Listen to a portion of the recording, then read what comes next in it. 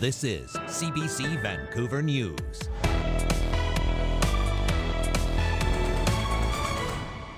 BC's snowpack is 61% below normal. It's just what is extremely unusual is how low it is everywhere. The very low snowpack sparking major drought concerns. Plus, a major shakeup in Canada's media landscape. Like corporate vampires, they sucked the life out of them, laying off journalists. Bell Media announces its largest layoff in decades. The move harshly criticized by BC's premier. And a member of Vancouver's police board has resigned. So I did try to raise those issues, and the mayor asked for my resignation. Now she's making allegations over its politicization. Hello, I'm Janella Hamilton. Thanks for joining us. Dan is away tonight. There's an ominous warning in the mountains above Vancouver. The lack of snow could make for a dangerously dry summer. A report released today shows it's a problem throughout much of BC. Lindsay Duncombe takes us high into the mountains for a first-hand look. This is what drought looks like in the North Shore Mountains near Vancouver. Every month, the city's hydrologists visit weather stations to measure the snow. There's not much to measure 900 meters above sea level. Yeah, so usually we'd see about 2 meters of snow here. 2 meters, so that's like taller than me. Yeah, exactly. Over our heads. This is part of the network of reservoirs and lakes that provide Vancouver's water supply. So what it really means is that we need to start thinking already about water conservation as we move into the drier months. This isn't just happening in the Vancouver area. Right across British Columbia, snowpack is low, and there are big worries about what that could mean for spring. The latest snowpack report shows an average snowpack 61% of normal. The hardest hit areas are where most people live. It's just what is extremely unusual is how low it is everywhere. Already, the province has called meetings with farmers to talk conservation. BC Hydro has had to import electricity and raise rates. Oil and gas producers told to make plans to store water for fracking operations. We have communities in local states of emergency because they don't have enough drinking water in February. That really starts to make people concerned for what that's going to look like in the summer. Higher in the mountains, the hydrologists find snow. So right now there's about 1.10 meters, 110 centimeters, about 30% of what we would usually see. There are still a couple of months of winter to go. Lots of snow could yet fall, but the scientists say don't count on it. The near forecast looks dry. Lindsay Duncombe, CBC News, Vancouver. The low snowpack is taking a toll on winter sports. 3 provincial sports organizations have now dropped out of the upcoming BC Winter Games due to a lack of snow at the host resort. The Lataco Quesnel Games are taking place later this month, but they'll do so without BC Alpine Ski, Freestyle BC, and BC Snowboard. The BC Games Society says mountain-based sports require significant snowpack and technical venue builds to run safe and meaningful competition. The Games will now go ahead with only 13 sports, featuring 1,200 participants from across the province. The district of McBride, which sits near Prince George, is another area in BC experiencing snow drought. It has been in a drought state of emergency since late September, and the lack of precipitation there has firefighters scrambling to figure out alternative water sources in case a fire occurs. There is a potential that we won't have an endless supply of water through our fire hydrants. So in that case, we would have to draft out of either river, the creek, or pond, or any sort of water that we can access with pumps or the fire trucks.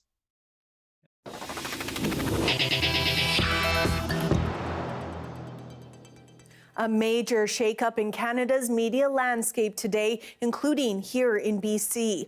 BCE, the parent company of Bell, announced major job cuts, changes to news programming, and sell-offs. As Joe Ballard reports, the move was met with fierce criticism. This is CTV News. It's been a staple in the BC television news market, but CTV Vancouver's weekday noon casts and weekend casts have been cut. Just some of the major changes announced by BCE, including the sale of more than 20 local radio stations, part of what it calls the company's digital transformation.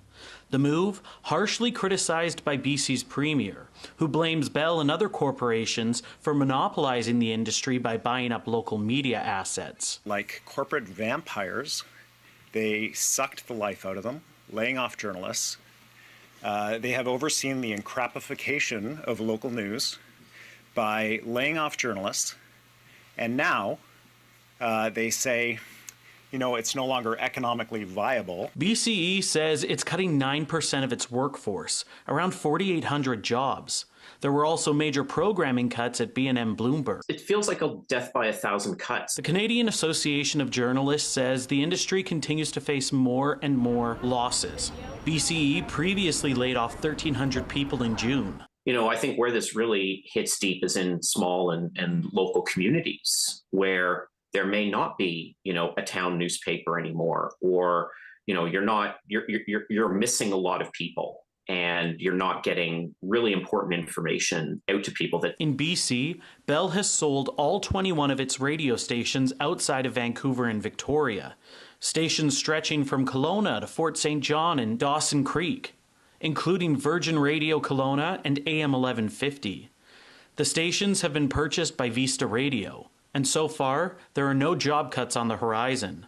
I think that certainly not in year one, but year two going forward, I think the reverse would be the goal. I think that we would be adding people, not taking away. Edwards says local media is his focus. Done properly, a local radio station is frankly a mirror of the community, and that's kind of what we position ourselves to be. Meanwhile, Premier Eby has called on Ottawa to intervene, further digging into BCE. The fact that they cannot find it possible, with all of their MBAs, to operate a few local news stations in British Columbia to ensure that people get accurate, impartial, reliable information is such an abandonment of any idea of corporate responsibility. Vista's acquisition of the radio stations is expected to take up to a year to complete, first needing approval by the CRTC. But the television cuts were effective immediately. Joel Ballard, CBC News, Vancouver. Conservative Party leader Pierre Poilievre was in Vancouver this morning. He says his party will support an Indigenous proposal to allow First Nations to impose taxes for the use of their resources. This is a historic change in how First Nations governments fund their operations by allowing them to collect directly the revenues from resource projects that happen on their lands. Poilievre says next steps from the federal government would be making room to allow for the tax. Surrey RCMP say they have arrested two 16-year-olds in relation to an investigation into a shooting last week at the home of a Sikh activist. Police say they arrested the two youth for careless use of a firearm and discharge of a firearm. The shooting took place at the home of Simranjeet Singh a few days after Singh helped organize a pro-Khalistan protest at the Indian consulate in Vancouver. RCMP say, however, they have yet to determine a motive behind the shooting. The two teens have been released pending possible charges. A member of the Vancouver Police Board has quit, saying apparent conflicts of interest and political interference made her unable to continue. The former board member alleges Mayor Ken Sim is exerting undue political pressure on the members, including sending his chief of staff into meetings. Justin McElroy takes a look at what the resignation means. The Vancouver Police Department. It protects the people of this city, gets $400 million from Vancouver taxpayers, and now has one less member of its board of directors. I don't want this to be about me. This is about ensuring that this city is safe, that there's, a good oversight group that are ensuring that happens. That is Faye Whiteman, the former CEO of the Vancouver Foundation, BC Children's Hospital Foundation, and longtime board member of many organizations. She quit the VPD board last week, making a number of accusations about how the police department is overseen. The board needs to be open, transparent, objective, autonomous, in order to provide good oversight for the VPD. If any of those things break down, the public should be aware of that. So is this a big story or sour grapes? In reality, it's three different stories. One personal, one political, and one structural. First, the personal. Whiteman made direct accusations about Vancouver Mayor Ken Sim's chief of staff. Having your political aide clearly not come into in-camera meetings is something that is spelled out and is not supposed to occur. So I did try to raise those issues, and the mayor asked for my resignation. For his part, Ford told CBC News he was invited to the private meeting, and he also denies charges that he pressured board members in any way. However, ex-ABC Park Board commissioners also made similar allegations of Ford driving the bus in private meetings 2 months ago. Now, you can argue how much it matters, but it's rare for local political staff to find themselves in the headlines twice in 3 months. Second, there is a political issue. This board, a police board, is not to be political. It is not supposed to be driven by or in any way have politics interfere with its decision-making. Whiteman argues the board is supposed to be non-political and that the city's appointed member, Lorraine Lowe, wasn't. Her job needed to ensure there was a good relationship, and yet she's on the police board. And it's true, Lowe ran the Sun Yat-sen Gardens and is becoming head of the McMillan Space Center, two organizations that are reliant on municipal funds, and she's shown her support in the mayor in the past. But the city appoints lots of people to lots of boards. Many of those people have connections with different institutions that receive City Hall dollars. And while being explicitly political in a board meeting would be a red flag, Whiteman declined to name actual instances where this occurred. But third, this is a structural issue, and it's because of who chairs the police board, Ken Sim. I think the very fact that the city controls the budget for the police department and the police board, and the mayor is chair of the police board, is in itself a conflict of interest. Every local police department in the province by law is chaired by the local mayor, and many mayors have lots of thoughts about crime, safety, and policing, making chairing it in a nonpartisan way difficult. It's why many mayors have argued they shouldn't be in charge of chairing their police boards, and it's why an all-party provincial committee made the same recommendations 2 years ago, something Whiteman hopes the province actually takes action on.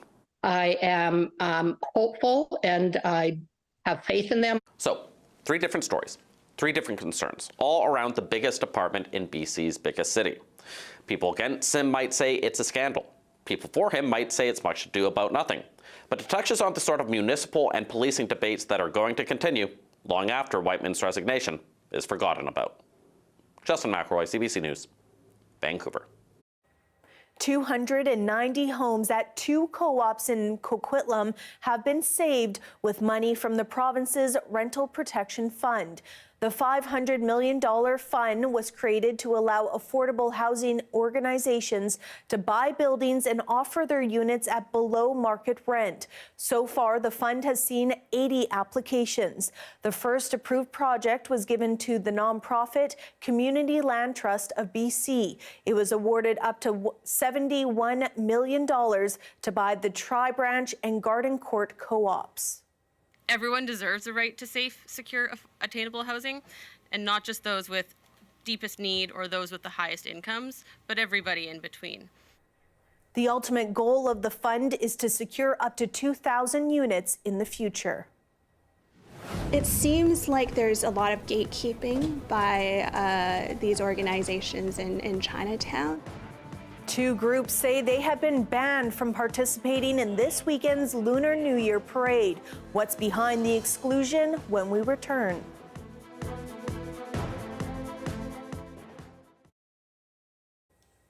Thank you for joining our commercial-free live stream. A new study suggests sea otters are playing an important role in helping fight climate change. Their insatiable appetite may be helping reduce erosion along parts of the Pacific coast, including the shorelines of BC and California. Anid Ram explains. Life is pretty chill for otters here along California's central coast. As the top predator, they swim and eat and eat. They eat about 1/4 to 1/3 of their body weight every single day. So whatever they're eating, they're going to have big impacts on that. Here in this Monterey Bay marsh, the otters are part of a simple but vital food web. There's the dominant plant, pickleweed. Its roots are eaten by shore crabs, and then the otters eat the crabs, thousands upon thousands of them a year. It was a very, very clever experiment. Researchers figured out what was happening by setting up zones where otters couldn't get in. So they take some essentially netting and they build little fences around squares of pickleweed, but they leave a little gap underneath the netting so that the crabs can come and go from the enclosure. Where the otters could get in showed a dramatic difference. The pickleweed is healthier and the ground is firmer, and the erosion appears to be less. It's similar to the effect otters have had in British Columbia over the last 50 years, eating sea urchins and allowing kelp to thrive, which helps fight climate change. They're photosynthetic organisms, and so they are absorbing carbon. They're sequestering carbon. There's a similar climate benefit on the California coast. Healthier pickleweed means better shoreline protection. They're sort of like the first line of defense, buffering the inland areas and inland habitats from sea level rise and from massive storm events. A key role for these predators just by being their hungry selves. Anand Ram, CBC News, Toronto.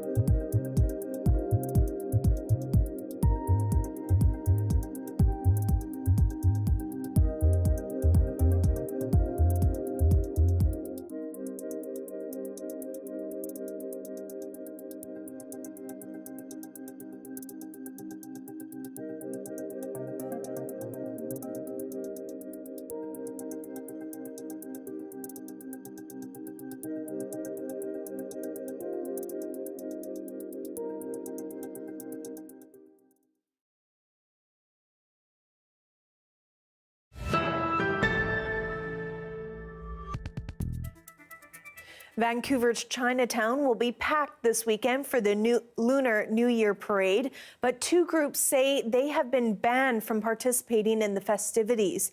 As Mira Baines reports, the groups are an LGBTQ organization and a group that opposes gentrification. We're here at the Sunhua building in Chinatown, where we're going to be hearing from a group that was rejected from participating in the Lunar New Year parade. Melody Ma's group, Chinatown Together, was accepted, then banned from Sunday's event. It seems like there's a lot of gatekeeping by these organizations in Chinatown that seem to, for some reason, disagree with our inherent politics, despite us trying to put politics aside for this particular events.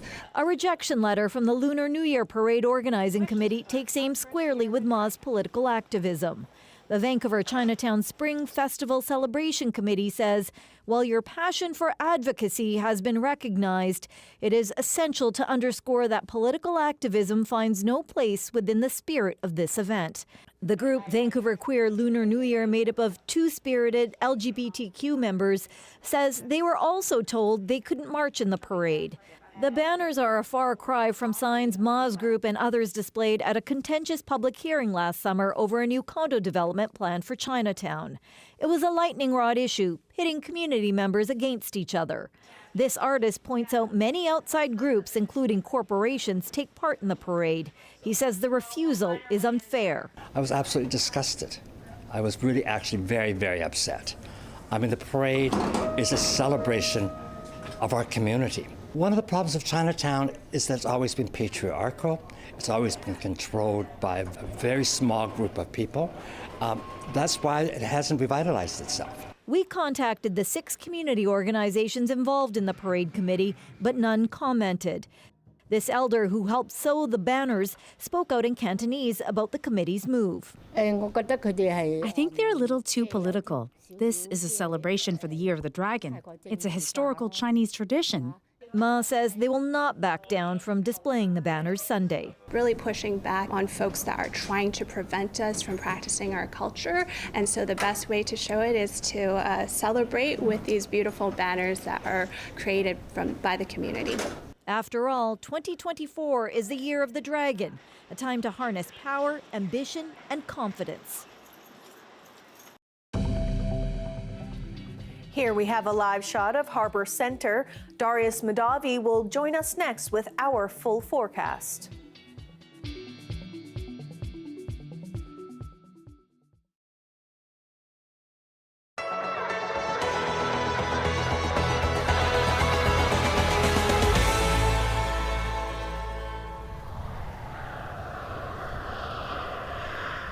Along Highway 15 east of Winnipeg, you're likely to see land like this.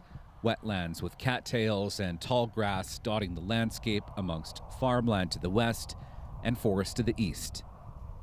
Peatlands and wetlands like this land behind me here are among nature's sponges, both figuratively and literally. Not only do they hold in and store large amounts of water, but they are also among the vegetation that holds in carbon, the best in the world. But peat is also highly sought after commercially.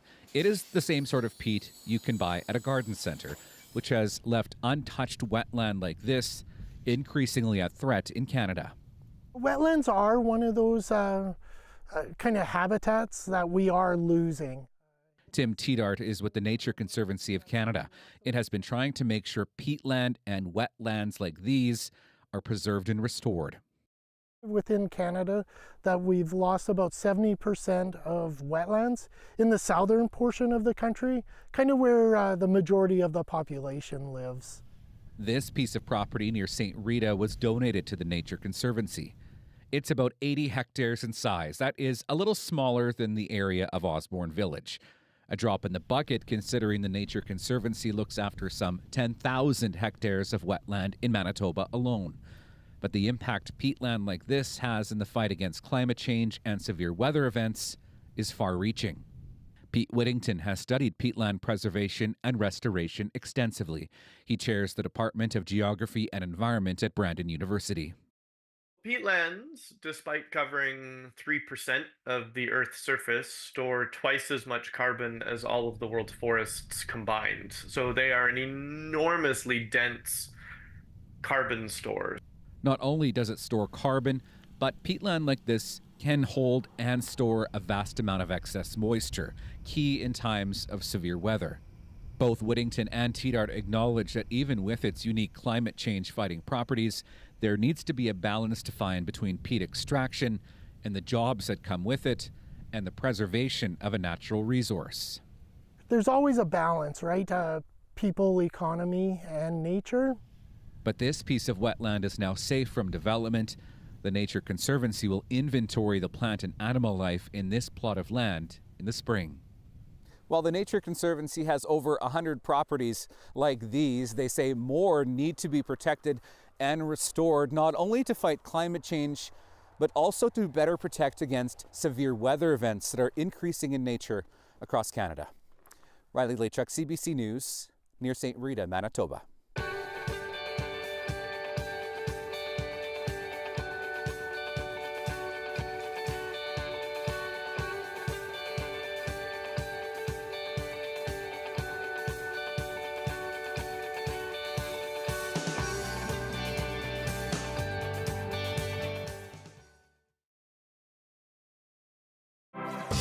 Hi, I'm Amy Bell, and here's what's in your CBC Vancouver inbox. On February 28th, join CBC Vancouver's Benit Brach at the Alumni UBC webinar, Empower Gen Z in the Workplace. The panel will discuss this generation's expectations on work-life balance, values, job market adaptation, and more. And BC Today is the call-in show where British Columbians make their voices heard. And now you can watch it on TV, stream on CBC Gem, and hear it on CBC Radio 1 and CBC Listen.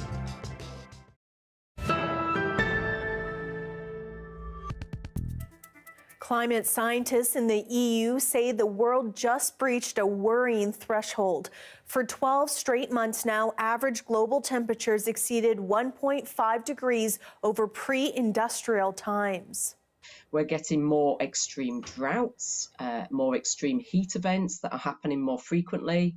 When they happen, they're more persistent, so they last longer, and they're more intense. So we see records being broken much more readily. We're also getting more extreme flooding events. Experts say without significant reduction in emissions, we will soon reach a tipping point where extreme and record-breaking weather events will become more common.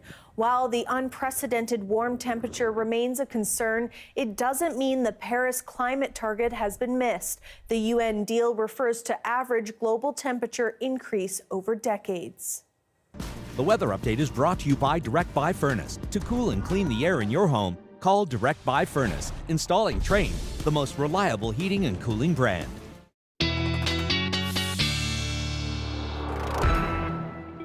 Darius Madavi joins us now with a look at our weather. Now, before we talk about that, let's talk a little bit about these mild temperatures that we're seeing. I hear that we're actually breaking records when it comes to warm global temperatures. That's right. And so we just saw the last 12-month period be over 1.5 degrees Celsius warmer than the pre-industrial average. We also just saw the warmest January on record, making that the last 8 months all breaking the record for the warmest of that month on record. So the warmest June, July, August, right through last January. And now the anomaly, the amount that those are breaking records are starting to come down as El Nino slowly fades out. But El Nino only raises the global temperature 2/10 of a degree. So we're looking at these temperatures still remaining extremely high, extremely close to those records because the baseline we've set with climate change is just so high. So even as temperatures do slowly start to come back down, as we leave some of these, everything's just lined up perfectly right now, expect that we will continue to see extremely high temperatures. Now,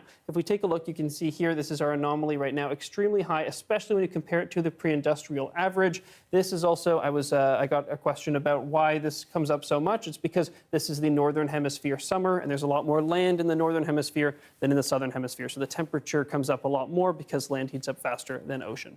Now, in terms of the global map, if we see lots of red here in January, eastern Canada warmer than average, parts of western Canada actually cooler than average, mainly because of that major cold snap we had, although here in BC, the then extreme warmth that we had sort of balanced that out. Now, if we look instead at the last 12 months, pretty much around the world, including across Canada, warmer than average. Hardly any blue on this map at all. And in fact, in the last few days, we broke another record as well, because why not?